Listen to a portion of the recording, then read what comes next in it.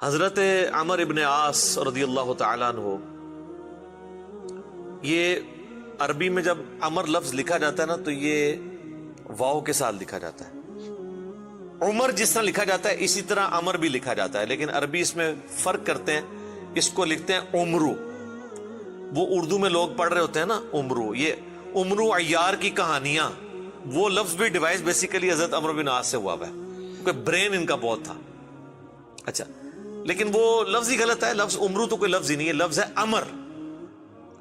لکھا ہوتا ہے عمرو، لیکن اس کا مطلب واو جو ہے وہ سائلنٹ ہوتا ہے، اور واو کا مطلب یہ ہے کہ آپ نے اسے پیش کی بجائے زبر سے پڑھنا ہے، عمر کی بجائے پڑھنا ہے امر۔ تو حضرت عمر بن عاص رضی اللہ تعالیٰ عنہ، یہ آپ سمجھ لیں کہ قریش مکہ، مشرکین عرب کے تھنک ٹینکس میں سے تھے۔ گفتگو کرنے کا بھی ان کو فن آتا تھا، اور معاملہ فہمی اور چیزوں کو ہینڈل کرنا یہ ان پہ ختم تھا، اور ینگ ایج کے اندر۔ اس کا اندازہ آپ اس بات سے لگائیں کہ جب مسلمان ہجرت کر کے نجاشی کے پاس چلے گئے تو مشرکین عرب نے اپنا سفیر بنا کر جس شخص کو بھیجا کہ وہاں پہ جا کے ایک عیسائی بادشاہ سے مقدمہ لڑ سکے اور نعوذ باللہ مسلمانوں کو وہاں سے دوبارہ ملک بدر کروایا جائے، تو جس شخصیت کا انتخاب کیا وہ عمر بن عاص تھے۔ اس وقت ظاہر مسلمان نہیں ہوتے۔ بہرحال وہاں پہ پھر قرآن کی طاقت کام آئی۔ حضرت علی کے جو بھائی تھے جعفر بن ابی طالب، انہوں نے سورہ مریم کی جب تلاوت کی نجاشی کے دربار میں، بسم اللہ الرحمن الرحیم، یا زکریا انا نبشرک بغلام اسمه یحیی لم نجعل له من قبل سمیا قال ربي أنى يكون لي غلام وكانت امرأتي عاقرا وقد بلغت من الكبر عتيا قال كذلك قال ربك هو علي هين۔ تو پھر اللہ تعالیٰ کی گفتگو کے سامنے بڑے سے بڑا بھی کوئی سفیر ہو، اس کی زبان کا اثر تو پھر ختم ہو جاتا ہے۔ تو نجاشی کی حالانکہ عمر بن عاص سے بڑی پرسنل دوستی بھی تھی، یہ بڑے ان سے تحفے بھی ان کے لیے لے کے گئے، وہ تحفے بھی اس نے واپس کر دیے۔ وقد خلقتك من قبل ولم تك شيئا قال رب اجعل لي آية قال آيتك ألا تكلم الناس 3 ليال سويا فخرج على قومه من المحراب فأوحى إليهم أن سبحوا بكرة وعشيا يا يحيى خذ الكتاب بقوة وآتيناه الحكم صبيا وحنانا من لدنا وزكاة وكان تقيا وبرا بوالديه ولم يكن جبارا عصيا وسلام عليه يوم ولد ويوم يموت ويوم۔ اس نے کہا بھائی لے جاؤ، تم سونے کے اگینسٹ بھی ان کو تولو نا تو میں تب بھی تمہیں یہ واپس نہیں کروں گا، ٹھیک ہے۔ پھر زمین سے اس نے تنکا اٹھا کے کہا کہ یہ جو سورہ مریم میں حضرت عیسیٰ کا سٹیٹس آیا نا کہ وہ اللہ کے بندے تھے، والله ما عدا عيسى ابن مريم ما قلت هذا العقد۔ اللہ کی قسم عیسیٰ ابن مریم ایک تنکے کے برابر بھی اس سے زیادہ ان کا مرتبہ نہیں تھا جتنا تم نے بیان کیا ہے، یعنی اس میں ہم غلو نہیں کر سکتے کہ انہیں ڈیوینٹی میں کلیم کر دیں۔ یہ سمجھدار لوگ تھے، یہ وہاں سے مایوس ہوئے۔ اسی دوران صلح حدیبیہ بھی ہو چکی تھی، مسلمانوں کی پاور تسلیم ہو چکی تھی۔ تو حضرت خالد ابن ولید اور عمر بن عاص یہ دونوں بڑے جگری یار تھے، ایک بڑا بہترین پلانر تھا اور دوسرا بہت بڑا جنگجو تھا۔ تو صلح حدیبیہ کے بعد نا ان لوگوں کو اندازہ ہو گیا کہ اب اسلام کا گراف اوپر ہی جا رہا ہے، شرح صدر بھی ہو گیا۔ خالد ابن ولید کا ایک بھائی تھا ولید ابن ولید، وہ مسلمان پہلے ہی ہو چکا ہوا تھا۔ تو وہ بھی کچھ اثر تھا خالد بن ولید کے اوپر کہ وہ اتنا بزدل تھا، اور مسلمان ہونے کے بعد اتنا وہ طاقتور ہو گیا کہ اس نے مشرکین عرب کے قافلے لوٹنا شروع کر دیے۔ تو وہ اپنے دوستوں میں فخر کرتے تھے، حالانکہ ہے دشمن تھے، لیکن کہتے تھے یار بہادر تھے، پھر نکلے نا میرا بھرا۔ یہ سارا کچھ نا عمر سیریز کے اندر انہوں نے فلمایا ہوا ہے۔ يضحكك ما حقه أن يبكيك؟ الوليد أخي الوليد ما علمت له عزما قبل اليوم. أجل والله إني لأنكر عمله وأفخر به. كيف يجتمعان؟ يجتمعان. تو حضرت عمر بن عاص جو ہیں وہ سمجھدار آدمی تھے. انہوں نے سمجھ لیا خالد بن ولید سے ملاقات ہوئی اور بائی چانس وہ حبشہ سے آ کے مدینہ شریف جا رہے تھے اسلام قبول کرنے, اور یہ مکے سے مدینے جا رہے تھے. خالد إنك والله عمرو. راستے میں ملاقات ہو رہی اور دونوں ایک دوسرے کو بتانے کے لیے تیار نہیں ہو رہے کس لیے جا رہے ہیں. لیکن پھر جب گپ شپ ہوئی تو اندازہ ہوا تو حضرت خالد نے کہا کہ بھئی مجھے لگتا ہے کہ یہ اللہ کے پیغمبر ہیں, اللہ کی غیبی تائید ہے ان کے ساتھ. أجب أنت ما أخرجك يا أبا عبد الله. والله لقد استقام المنسم وإن الرجل لنبي أذهب إليه فأسلم. وذلك الذي أخدمني. تو عمر بن عاص کہتے ہیں کہ مجھے بھی لگتا ہے ایسے. تو پھر کیا ارادہ ہے؟ تو کہتے ہیں ہم ان کی بیعت کر لیتے ہیں, اسلام قبول کر لیں. تو پھر انہوں نے اسلام قبول کیا. پھر نبی علیہ السلام نے ان کے ساتھ بڑی شفقت بھی فرمائی. کئی ایک چھوٹی مہمات کے اوپر بخاری مسلم میں آتا ہے کہ عمر بن عاص کو آپ نے کسی ایک خاص لشکر کا امیر بھی بنا کے بھیجا. اور پھر سیدنا عمر کے دور میں جنگ یرموک کے اندر بھی یہ جو بڑے بڑے چند کمانڈر جو تھے حضرت ابو عبیدہ ابن جرح کے ساتھ, ان میں عمر بن عاص بھی شامل تھے. جنگ یرموک انہوں نے لڑی ہوئی ہے, رومن امپائر کے خلاف جو فیصلہ کن جنگ تھی. اس کے بعد پھر جب مصر کے فتح کرنے کی باری آئی تو مصر کے اوپر تو حضرت عمر بن عاص کو ہی بھیجا تھا حضرت عمر نے. تو یہ فاتح مصر بھی ہیں. سعد ابن ابی وقاص فاتح ایران ہیں اور یہ ہے فاتح مصر. اور جنگ یرموک میں بھی ابو عبیدہ ابن جرح کے ساتھ یہ رہے ہیں رضی اللہ عنہم اجمعین وعلیہم السلام اجمعین. تو یہ ان کی زندگی کے اندر یہ اتار چڑھاؤ والا معاملہ رہا. لیکن پھر وقت گزرنے کے ساتھ پھر بعض اوقات انسان کے اوپر ایسے معاملات زندگی میں آ جاتے ہیں. ہم کیوں بار بار بات کرتے ہیں کہ ربنا لا تزغ قلوبنا بعد اذ ہدیتنا وہب لنا من لدنک رحمہ انک انت الوہاب. آمین.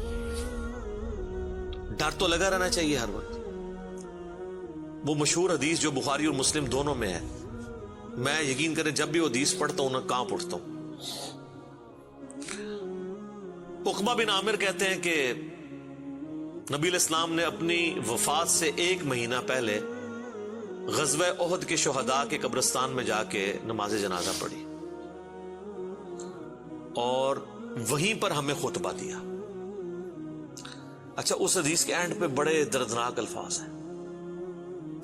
عقبہ بن عامر کہتے ہیں یہ آخری دفعہ میں نے نبی علیہ السلام کا دیدار کیا تھا, اس کے بعد میں نے حضور کو کبھی نہیں دیکھا.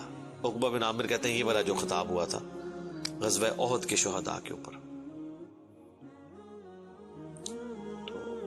اس میں آپ علیہ السلام نے فرمایا کہ دیکھو مجھے اپنے بعد تم سے یہ خطرہ نہیں ہے کہ تم شرک میں مبتلا ہو جاؤ, مگر مجھے ڈر ہے کہ تم دنیا کے مال میں پھنس جاؤ گے, پھر ایک دوسرے کو قتل کرو گے جس طرح اگلی قوموں نے کیا, اور تم بھی تباہ و برباد ہو جاؤ گے جس طرح اگلے. یہ پچھلے دنوں میری ایک ویڈیو بھی ریکارڈ ہوئی ہے, مجھے تم سے شرک کا خدشہ نہیں. یہ حصہ نکالا ہوا اس میں سے. سر اس حدیث میں جو سوز و گداز تھا وہ آپ کو سمجھ ہی نہیں آیا وہ کیا تھا. بخاری مسلم کے الفاظ ہیں. عقبہ بن عامر کہتے ہیں رسول اللہ ہم سے یوں گفتگو کر رہے تھے جس طرح آپ مردوں اور زندوں دونوں کو الوداع کہہ رہے ہیں, اور آپ فرمایا کہ میں اس وقت بھی اپنا حوض کوثر سامنے دیکھ رہا ہوں.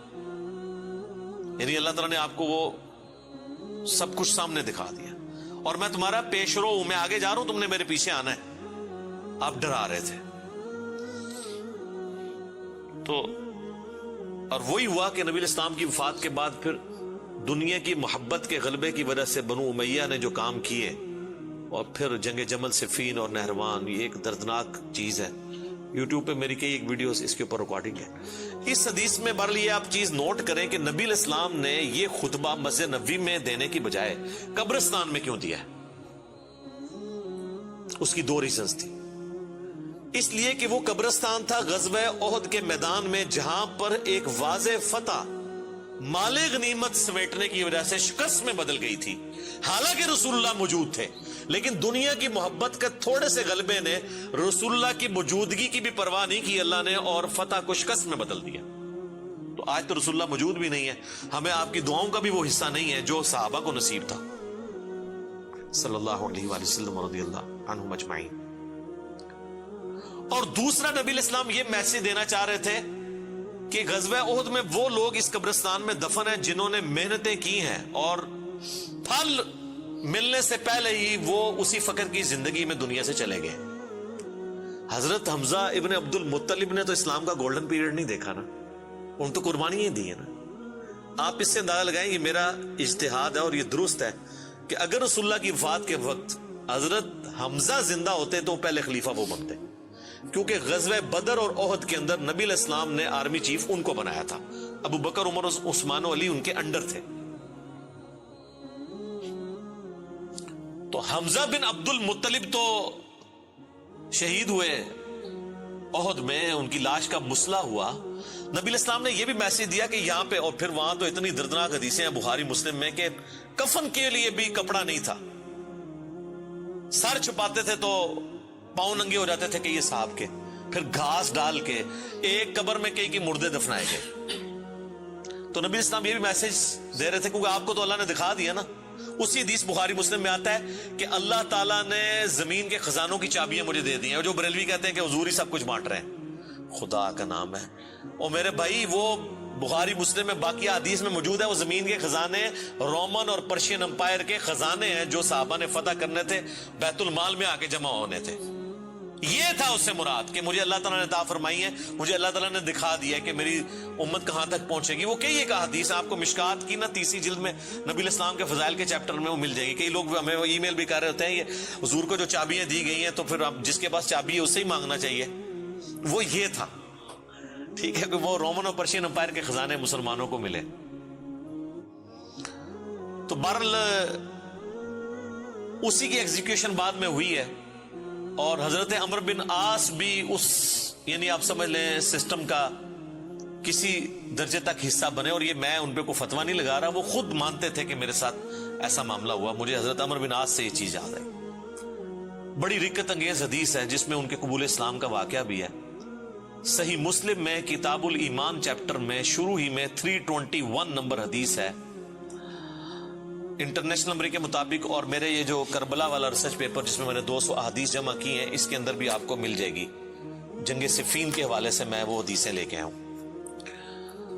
صحیح مسلم میں 321 نمبر۔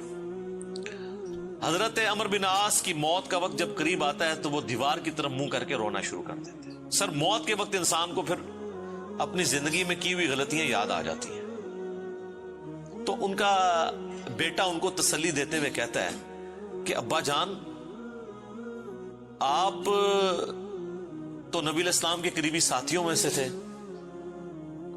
آپ نے رومن امپائر کی جنگیں لڑی ہوئی ہیں، جنگ یرموک، جہاد میں آپ شامل رہے ہیں، اتنے اتنے بڑے فضائل ہیں آپ کے لیے۔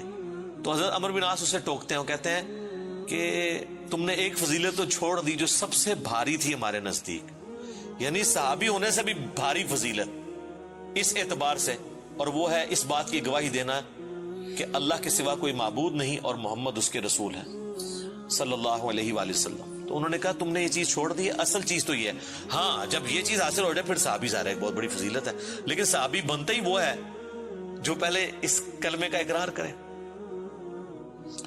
تو کہتے ہیں کہ اب وہ بیٹے کو وجہ بتاتے ہیں اپنے رونے کی، کہتے ہیں کہ بیٹا ایک وہ وقت تھا کہ مجھے رسول اللہ سے بڑی دشمنی تھی، نعوذ باللہ، اور میری زندگی کی سب سے بڑی خواہش تھی کہ اگر رسول اللہ صلی اللہ علیہ وآلہ وسلم کے بارے میں مجھے کوئی موقع ملے تو میں انہیں قتل کر دوں، نعوذ باللہ۔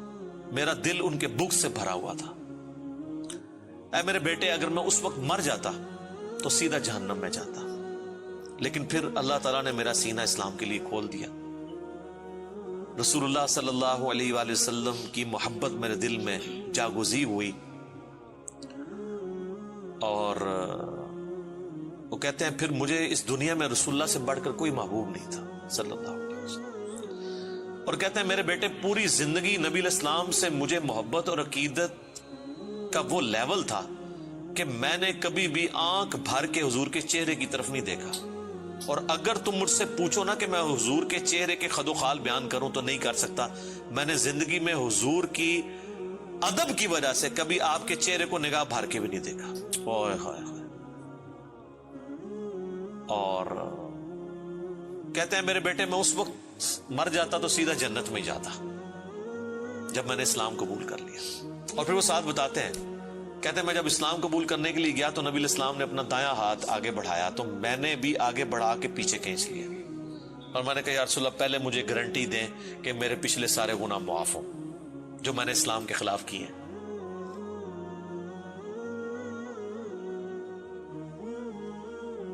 یا رسول اللہ اشہد ان لا الہ الا اللہ وانک رسول اللہ وإني أسألك مثل الذي سأل خالد فادع لنا صلى الله عليه. تو نبی علیہ السلام نے فرمایا کہ اے عمر کیا تجھے نہیں پتا کہ اسلام سابقہ کے سارے گناہوں کو معاف کر دیتا ہے, مقبول حج سابقہ کے سارے گناہوں کو معاف کر دیتا ہے, اور اللہ کی راہ میں ہجرت کرنا سابقہ کے سارے گناہوں کو معاف کر دیتا ہے. حضور نے میرے گناہوں کی معافی کی گارنٹی لی, میں نے اسلام قبول کیا. اے میرے بچے اگر میں اس وقت مر جاتا تو سیدھا جنت میں جاتا. لیکن پھر میری زندگی میں ایک تیسرا وقت آیا, پھر مجھ سے وہ کچھ ہوا جو نہیں ہونا چاہیے تھا. یہ حدیث مسند احمد کے اندر بھی موجود ہے, صرف صحیح مسلم میں نہیں ہے. اس میں تو خیر اور بہت سارے الفاظ ہیں, وہ میں بعد میں وہ طریق بیان کرتا ہوں. کہتے ہیں بہرحال پھر مجھ سے جو کچھ ہوا, اب میں اللہ سے امید کرتا ہوں کہ اللہ تعالیٰ مجھے معاف کرے گا, آمین. جب میں مر جاؤں تو میری قبر کے ساتھ, میری لاش کے ساتھ, میت کے ساتھ کوئی آگ نہیں ساتھ لے کر جانی, اور نہ کوئی نوحہ کرنے والی عورت ساتھ لے کے جانی ہے. اور مجھے دفنانے کے بعد میری قبر کے اوپر پانی چھڑک دینا, جس طرح نبی علیہ السلام کی سنت ہے کہ آپ دفنانے کے بعد پانی چھڑکتے تھے. اور اس کے بعد میری قبر پہ اتنی دیر موجود رہنا جتنی دیر ایک اونٹ کو نہر کر کے اس کا گوشت تقسیم کیا جاتا ہے, یعنی کم از کم 2 گھنٹے تک, تاکہ میں اپنی قبر سے مانوس ہوں اور دیکھو میں اللہ کے بھیجے ہوئے فرشتوں کو پھر کیا جواب دیتا ہوں. یعنی اس سے حضرت عمر بن عاص نے یہ بھی عقیدہ دیا کہ اسی زمینی قبر کے اندر حساب و کتاب ہوتا ہے, لیکن اس کو کوئی دیکھ نہیں سکتا. یعنی اگر ایگزیکٹ آپ کیمرہ فٹ کر دیں تو یہ جو کیپٹن عثمانی برزخی گروپ جو لوگ کہتے ہیں نا وہ کہیں اور قبر ہوتی ہے, تو حضرت عمر بن عاص کا یہ عقیدہ نہیں تھا. یہ حدیث ان کے گلے کا کانٹا ہے, جب وہ ہم پیش کرتے ہیں وہ کہتے ہیں عمر بن عاص کا تو ذہنی توازن آخری وقت میں بگڑا ہوا تھا, وہ تو بہکی بہکی باتیں کر رہے تھے, کیونکہ ان کے لیے تو وہ جو بھی باتیں حضرت علی کی فیور میں جائیں وہ بہکی بہکی ان کو لگتی ہیں نا. میں کہتا ہوں ان کا دماغ جتنا موت کے وقت کام کیا ہے نا پہلے نہیں کیا تھا, کیونکہ وہ تو اس وقت ہی ان کو احساس ہوا ہے. اس طرح کو پوری اپنی لائف سٹوری سناتا ہے جس کا دماغ چلا ہوا ہو, کدھر سے شروع ہے اور کدھر تک پہنچا ہے. اچھا یہ حدیث مسند احمد میں بھی آتی ہے, اس میں جو ہے نا الفاظ ہیں کہ وہ گھبراہٹ کی وجہ سے نا دیوار کی طرف منہ کر کے روتے ہیں. تو ان کا بیٹا جب پوچھتا ہے کہ کیا آپ موت کے خوف کی وجہ سے رو رہے ہیں, وہ کہتے ہیں میں موت کی وجہ سے نہیں رو رہا, میں رو رہا ہوں اس بات کو کہ مرنے کے بعد میرے ساتھ کیا بنے گا, موت کے بعد آنے والے حالات کے بارے میں. یہی تو سر ہم آپ کو کہہ رہے ہیں کہ مرنے سے پہلے اے مسلمان کر لے اس پہ غور, کتابوں کا خدا اور ہے, بابوں کا خدا اور. اچھا ایک اور طریقہ ہے مسند امام احمد میں اس کے ساتھ ہی, کہ موت کے وقت جب انہیں گھبراہٹ ہوتی ہے نا تو وہ دیوار کی طرف منہ کر کے زاروں قطار روتے ہیں. تو ان کا بیٹا کہتا ہے کہ ابا جی آپ رو رہے ہیں, آپ کو تو نبی علیہ السلام اتنی محبت کرتے تھے, آپ کو ذمہ داریاں دیتے تھے, آپ نے جنگیں لڑی, آپ نے رومن امپائر کے خلاف جنگ یرموک لڑی, تو حضور کو تو آپ کو بڑی اہمیت دیا کرتے تھے. سر اس پہ آپ ذرا جواب سنیں عمر بن عاص کا. وہ کہتے ہیں اللہ کی قسم مجھے پوری زندگی یہ بات معلوم نہیں ہو سکی کہ حضور مجھ سے واقعی محبت کرتے تھے یا صرف تعلیف قلب کے لیے، میرا دل رکھنے کے لیے مجھے کبھی کو پوسٹ دے دیا کرتے تھے. لیکن 2 بندے ایسے ہیں جن کے بارے میں دل سے گواہی دیتا ہوں کہ رسول اللہ اپنی وفات تک ان سے محبت کرتے تھے. ایک ابن سمیہ عمار ابن یاسر، اور دوسرا ابن ام عبد عبداللہ ابن مسعود. اب عمار بن یاسر ان کو کیسے بھول سکتا تھا؟ عمار کو تو مارا ہوا تھا انہوں نے صفین کے اندر. تو وہ کہہ رہے ہیں کہ حضور مجھ سے محبت کرتے تھے نا، تو مجھے نہیں لگتا کہ وہ اندر سے کرتے تھے یا میرا دل رکھنے کے لیے. بعض اوقات بندہ کسی کو ابلائش بھی کر دیتا ہے نا تعریف قلب کے لیے. لیکن 2 بندے ایسے تھے، میں کہتا ہوں کہ حضور واقعی ان سے محبت کرتے تھے، ابن سمیہ اور ابن ام عبد. پھر عبداللہ بن مسعود کے بارے میں اور عمار بن یاسر کے بارے میں جب انہوں نے یہ بات کی نا، تو ان کا بیٹا کہتا ہے کہ پھر انہوں نے دیوار کی طرف منہ کر لیا اور زاروں کے تار رونا شروع کر دیا. اور پھر ساتھ ساتھ یہ بول رہے تھے کہ اے اللہ، تو نے ہمیں جن باتوں کا حکم دیا ہم نے وہ کام چھوڑ دیے، اور تو نے ہمیں جن چیزوں سے منع کیا تھا ہم وہ کام کرتے رہے. اب تیری مغفرت کے سوا کوئی چارہ نہیں ہے. اور پھر ان کا بیٹا کہتا ہے کہ بس یہی جملے وہ پڑھتے رہے کہ ان کی روح پرواز کر گئی. آخری ان کا کلام یہی تھا کہ اللہ، جو جن کاموں سے تو نے روکا وہ ہم کرتے رہے، اور جن چیزوں کا تو نے حکم دیا ہم اس کی مخالفت کرتے رہے، تیری مغفرت کے سوا کوئی چارہ نہیں ہے. تو اسی حدیث میں الفاظ ہیں کہ وہ جو میں نے بتایا مسند احمد والی جو حدیث ہے کہ میری زندگی میں جو 3 پیریڈ آئے، اس میں انہوں نے پھر تیسرا کہا کہ پھر میں حکومتی معاملات میں، بادشاہت کے معاملات میں پڑ گیا. صحیح مسلم میں تو ایمبیگوس الفاظ سے، مسند احمد والے طریق میں ہے کہ میں بادشاہت سے جا ملا، یعنی وہ ملوکیت والا وہ جو معاملہ تھا وہ اسی کو ہی رو رہے تھے.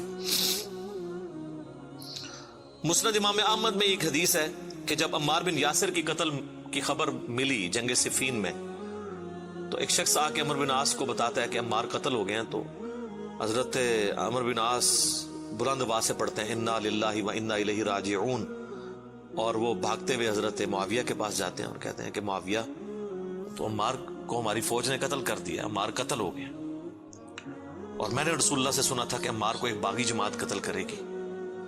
تو حضرت معاویہ بجائے یہ کہ رجوع کرنے کے، عمر بن عاص کو کہتے ہیں کہ تو اونٹ کی طرح اپنے پیشاب میں پھسلتا ہے، یعنی تجھے خود یہ اس حدیث کا پتہ ہے اور تو خام خواہ اس کا چرچا کر کے لوگوں کو بتانا چاہ رہا ہے کہ علی حق پہ ہے اور ہم نہ حق ہیں. تو ہم نے اس کو مارا ہے، اس کو تو علی نے مارا ہے، نہ علی لاتا اس کو اور نہ وہ جنگ کے اندر قتل ہوتا ہے، یہ تو علی نے لا کے ہمارے نیزوں کے آگے اسے پھینکا ہے، نعوذ باللہ. اتنی باطل تعویل کی. اور المستدرک الحاکم میں اور باقی کتابوں میں حدیث کی ملتا ہے کہ جب حضرت علی کو اس کی خبر ملی نا، تو انہوں نے کہا کہ پھر معاویہ یہ کہنا چاہتا ہے کہ حمزہ کا قاتل رسول اللہ تھے، کہ نہ وہ جنگ احد میں ساتھ لے کے آتے نہ حمزہ قتل ہوتا. تو جو شخص جس کی فیور میں قتل ہو رہا ہوتا ہے وہ تو اس کا قاتل نہیں ہوتا، مخالف ہی قاتل ہوتا ہے. تو پھر مسند احمد میں ایک اور حدیث ہے کہ عمار کے قتل ہونے کی جب خبر پہنچتی ہے نا، تو حضرت عمر بن عاص کہتے ہیں کہ میں نے خود رسول اللہ سے سنا تھا کہ عمار کو باغی جماعت قتل کرے گی، اور عمار کا قاتل اور مال لوٹنے والا آگ میں ہے. تو وہ جو شخص خبر لے کے آتا ہے نا، اس کو بھی ہاتھ پاؤں پڑ جاتے ہیں کہ ایک میں ان کو خبر دے رہا ہوں، ان کو خود بھی پتا ہے، تو یہ لوگ کیا کر رہے ہیں. تو حضرت عمر بن عاص اس کی بھی تعویل کرتے ہیں. وہ کہتے ہیں حضور نے جو جہنم کے بارے میں فرمایا تھا نا، وہ عمار کے قاتل اور مال لوٹنے والے کے لیے تھا، وہ ہمارے لیے نہیں ہے. اگرچہ ہم بھی جنگ لڑ رہے تھے لیکن ہمارے ہاتھوں سے تو نہیں وہ قتل ہوا. حالانکہ صحیح بخاری میں حدیث ہے عمار کو باغی جماعت قتل کرے گی، اور یہ حدیث میں نے بتایا ان کو پتہ بھی تھی. جماعت کے بارے میں الگ سے میں نہیں کہتا دوزخ میں جائے گی، اللہ اور بندے کا معاملہ ہے. تو انہوں نے کہا کہ یہ مال لوٹنے والا اور قتل کرنے والے کے بارے میں.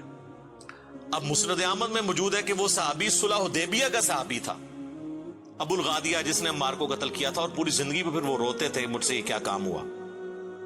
تو اس پہ خیر ابن حجر اسقلانی نے بڑی کوشش کی ہے، انہوں نے بحث کی ہے کہ نہیں، صلح حدیبیہ کی فضیلت اسے کور کر لے گی، امید ہے کہ وہ جنت میں ہی جائے گا جہنم میں پھیرا لگائے بغیر.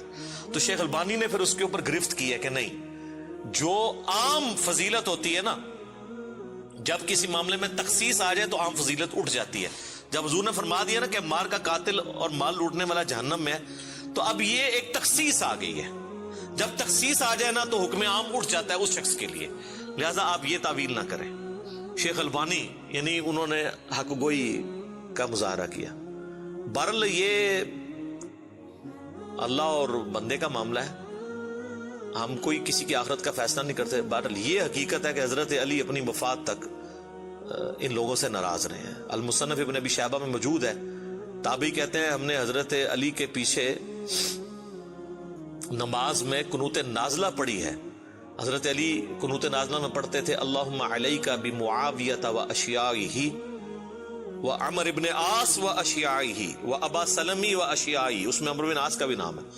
اے اللہ معاویہ کے شیعہ اور معاویہ اور اس کے شیعہ کو برباد کر، عمر بن عاص اور ان کے شیعہ کو برباد کر. یہ حضرت علی قنوت نازلہ پڑھا کرتے تھے. اچھا انہوں نے اردو میں ترجمہ کیا ہے اے اللہ معاویہ اور اس کے شیعہ کو سنبھال لے. اب کیسا لفظ استعمال، لفظ آتا ہے نپٹ لے. وہ آپ کہیں گے سنبھال مطلب ہے کہ انہوں نے سام، تو وہ تعویل کریں گے. تو میں نے اس لیے ترجمہ کیا تباہ و برباد کر، کیونکہ یہ علیکہ کے ساتھ جب بات کی جاتی ہے نا تو یہ آپ قنوت نازلہ پڑھ رہے ہوتے ہیں نا یہود و نصارہ کے اوپر بھی، تو اس میں بھی اللہم علیکہ یہ تو نہیں تھا ان کو سنبھال لے. سنبھال لیتے سانو ہی اللہ سانو سنبھال رہا تھے یار. تو وہ ترجمہ ایسا کرتے ہیں کہ وہ اس کو نا بدل دیتے ہیں. بہرحال آج کی ڈیٹ میں ہم تو یہی کہیں گے کہ حضرت عمر بن عاص رضی اللہ تعالیٰ عنہ کا موت کے وقت رونا اور اللہ کی طرف رجوع لانا، اللہ تعالیٰ ان کی غلطیوں کا کفارہ اس کو بنائے. باقی انشاءاللہ تعالیٰ ایک تو چیز ہے، حضرت عمر بن عاص کے لیے مجھے مولا علی سے ایک گارنٹی مل گئی ہے. مصنف ابن ابی شیبہ میں موجود ہے کہ اہل صفین کے بارے میں جب مولا علی سے پوچھا گیا تو انہوں نے کہا کہ میں امید کرتا ہوں کہ میری طرف سے شہید ہونے والے تو جنتی ہیں ہی ہیں، میرے مخالفین بھی جنتی ہیں. پھر قیامت والے دن اللہ کی بارگاہ میں معاملہ میرے اور معاویہ کے درمیان طے ہوگا. تو میرے خیال ہے حضرت عمر بن عاص کو مولا علی نے پھر قنوت نازلہ کے بعد یہ فرما کے نکال دیا، اور آپ دیکھ لیں وہ روئے بھی بہت ہیں آخری وقت میں.